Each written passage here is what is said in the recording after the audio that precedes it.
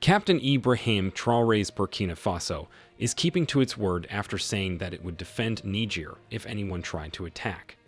This came after ECOWAS threatened to restore democracy in Niger after the July 26 coup that ousted French ally President Mohammed Bazoum. Several military units from Burkina Faso's armed forces have arrived in Niger, as reported by Sky News Arabia. The exact number of military personnel that were deployed is not yet clear. On August 31, Burkina Faso's junta approved a bill to send the country's forces to Niger to prevent terrorism and resist any invaders. This happened after the Economic Community of West African States, ECOWAS, threatened to use force to reinstate ousted President Bazoum. After that, Burkina Faso and Mali warned that any military intervention in Niger would be considered a declaration of war against their nations. Burkina Faso's defense minister says that what affects Niger's security also affects Burkina Faso's security. Burkina Faso and Mali have also sent warplanes to Niger.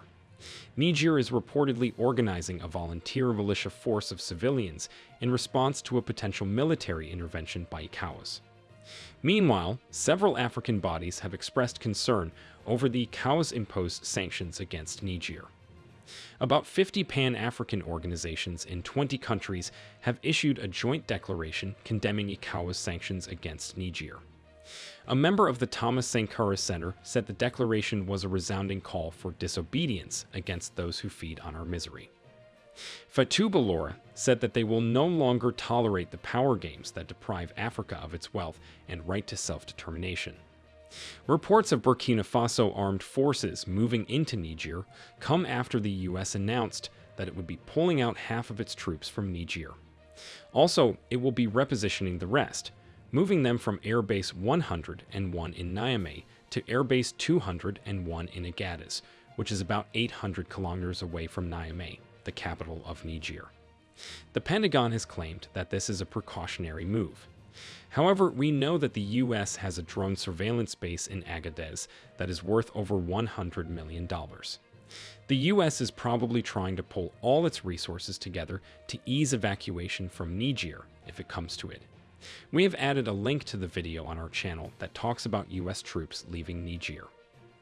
We have been seeing military coups across several former French colonies and increasing anti-France protests in these countries. Of course, it is now evident that France has been exploiting these countries by tapping their resources at very low prices.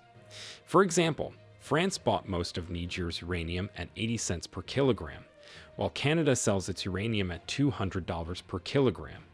You can find a video of the uranium price increase in Niger on our channel.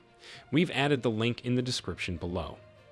The young Africans have woken up to put an end to the Western suppression and colonial mentality that are keeping them poor.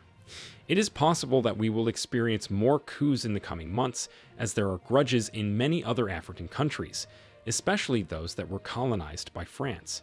We have a video showing you how France keeps 14 African countries poor. Find the link in the description below. What do you think of Mali and Burkina Faso defending Niger? Do you think that ECOWAS will try to attack Niger? Do you think that France will back ECOWAS? Let us know what you think in the comments below. Make sure to like this video and subscribe to the New Tourist channel to get more informative videos like this. Thank you for watching, and we'll see you in our next video, which shows you the countries that are willing to defend Niger if anyone tries to attack.